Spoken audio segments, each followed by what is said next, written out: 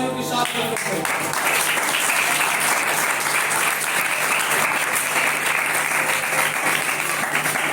आइए हम कलाम मुक़द्दस में से यूहन्ना की अंजील उसका 19वां बाब 23 से 27 आयत तक पढ़ेंगे। मुक़द्दस यूहन्ना की अंजील उसका 19वां बाब 23 से 27 आयत। जिसने भी निकाला है वो पढ़ना शुरू कीजिए।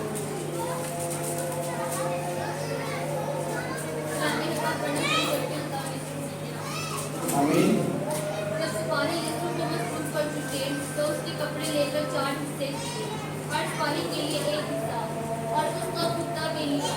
ये कुर्ता सिलसिला सरासर बना हुआ था, इसलिए उन्होंने आपस में कहा कि इसे फाड़े नहीं, बल्कि इस पर उड़ा डालें, ताकि मालूम हो कि किसका निकलता है। ये इसलिए हुआ कि वो नुक्ता पूरा हो जो कहता है कि उन्होंने मेरे कपड़े बांट लिए और मेरी पोशाक पर कूड़ा डाला। चुनांचे सिपाहियों ने ऐसा ही किया, और यीशु की सलीब के पास उसकी माँ और उसकी माँ की बहन मरियम क्लोपास की बीवी और मरियम मगदलीनी की खड़ी थी। यीशु ने अपनी माँ और उस शागिर्द को जिससे मोहब्बत रखता था पास खड़ा देखकर माँ से कहा कि ऐ औरत, देख तेरा बेटा ये है। फिर शागिर्द से कहा, देख तेरी माँ ये है। और उसी वक्त से वो शागिर्द उसे अपने घर ले गया। कलाम के पढ़े सुने जाने पर शुक्र। रोज़ों के अय्याम में हम तीसरे जुमे में आ चुके हैं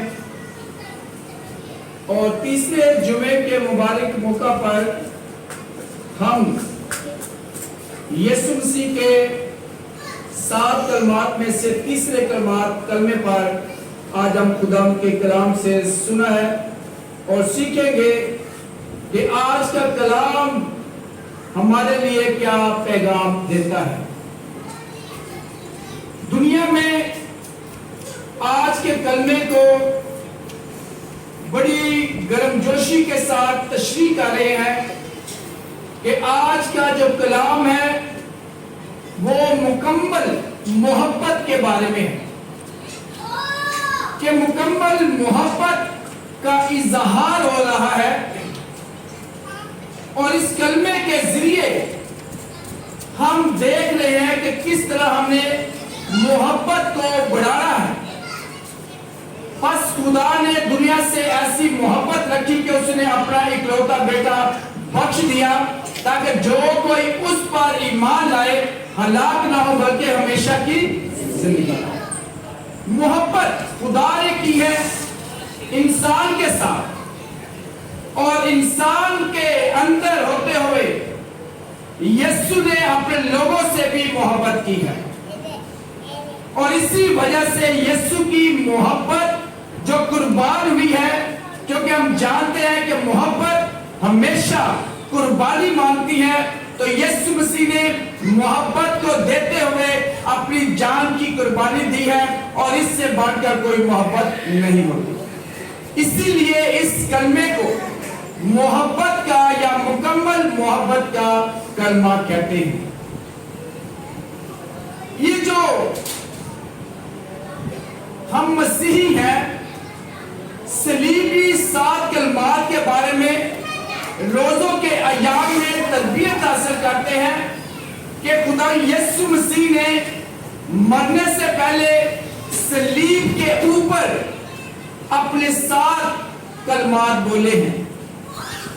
ये 7 कलमात अगर देखा जाए, गहराई में देखा जाए, तो ये कलमात के साथ अगर हम यीशु मसीह की वसीयत कह दें तो ये भी बहुत बेहतर होगा। क्योंकि मरने से पहले एक शख्स जब उसको इल्म हो जाता है कि मेरा वक्त मुकम्मल होने वाला है, तो वो अपने खानदान के लोगों को, खास तौर पर अपनी बीवी को या बीवी जो अपने बंदे को और अपने बच्चों को बुलाकर वसीयत करते हैं।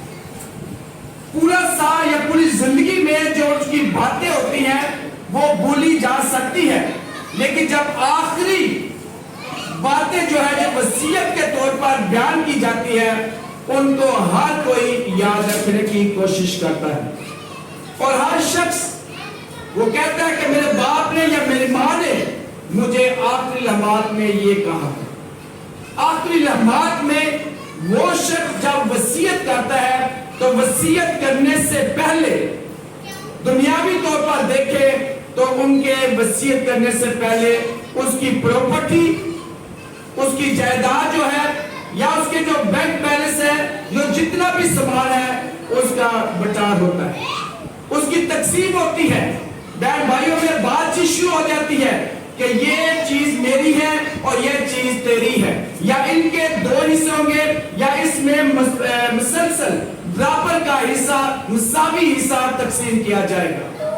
تو جب ہم یہ دیکھ رہے ہیں کہ آج کا کلمہ جو وصیت کے طور پر یسوع مسیح بیان کر رہا ہے، اس سے پہلے یسوع مسیح کے کپڑوں کا بھی کیا ہو گیا ہے؟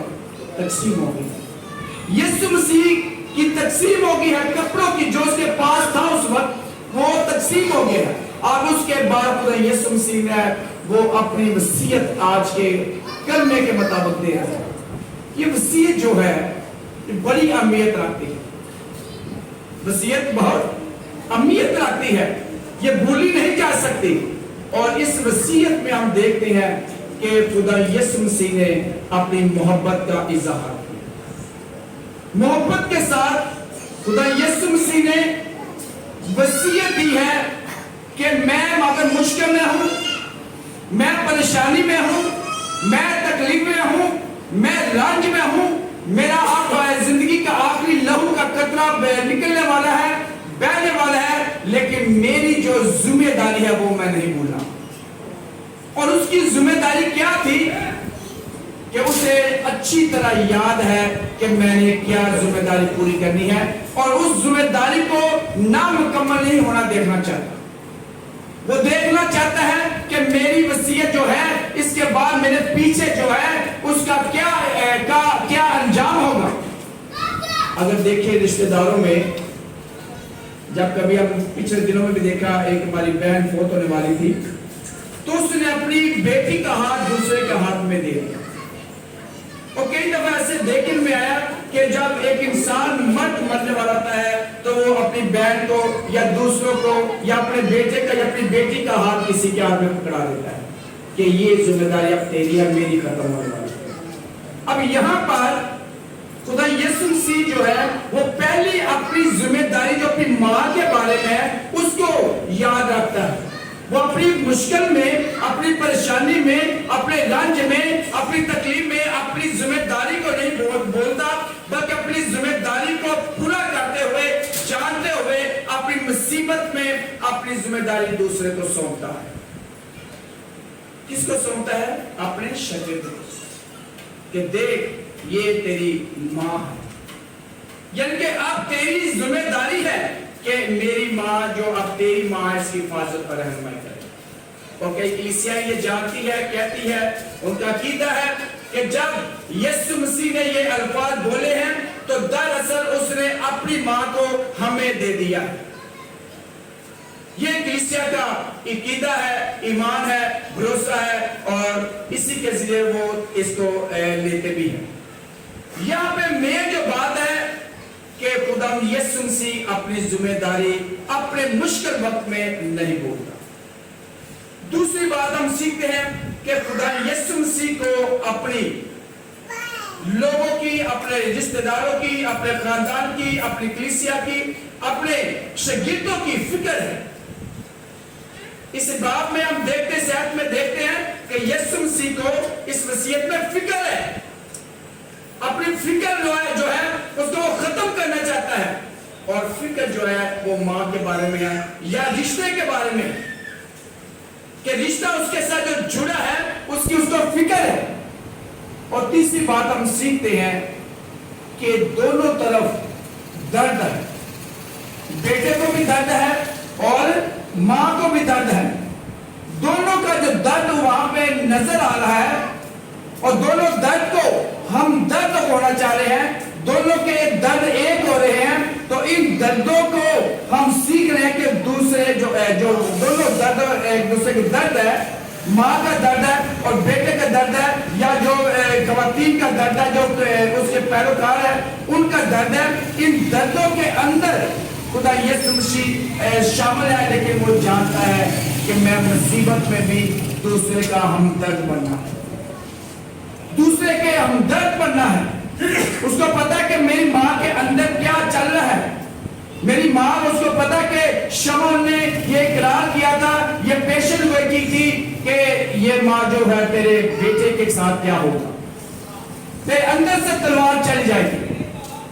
یہ اس کو درد پتا ہے کہ میری ماں کا اس وقت درد کیا ہے، اور اس درد کی وہ اپنے اندر درد کو محسوس کرتا ہے. ہم درد دونوں ہو جاتے ہیں. دراصل یہ کلمہ جو ہے یا یہ وصیت ہے، یہ ہمیں سکھاتی ہے کہ کتنی بھی مشکل پریشانی، ایون کہ ہمارے آخری زندگی کے حالات ہو، وقت آنے والا ہو، تو یہ کلمہ ہمیں سکھاتا ہے کہ ہمیں ان حالات میں اپنے رشتہ داروں کو، اپنے رشتہ داروں کے ساتھ جو ہمارا ناتا ہے، تعلق ہے، وہ ختم نہیں ہونا چاہیے، بلکہ مضبوط ہونا چاہیے. یسوع مسیح نے شاگردوں کے ساتھ، اپنی ماں کے ساتھ یا لفاظ کے ساتھ، سب کے ساتھ یہ رشتہ جوڑا ہے کہ بیماری میں، پریشانی میں، دکھ میں، درد میں، تکلیف میں ہمیں اپنا رشتہ چھوڑنا نہیں. یہ ہے آج کا کلمہ میں اس کا. کتنے ہیں ہم آج اس کلمے سے سیکھیں گے؟ کتنی بہنیں ہم سے جو ہے ناراض ہیں، کتنے بھائی ہم سے ناراض ہیں، کتنے دوست ناراض ہیں.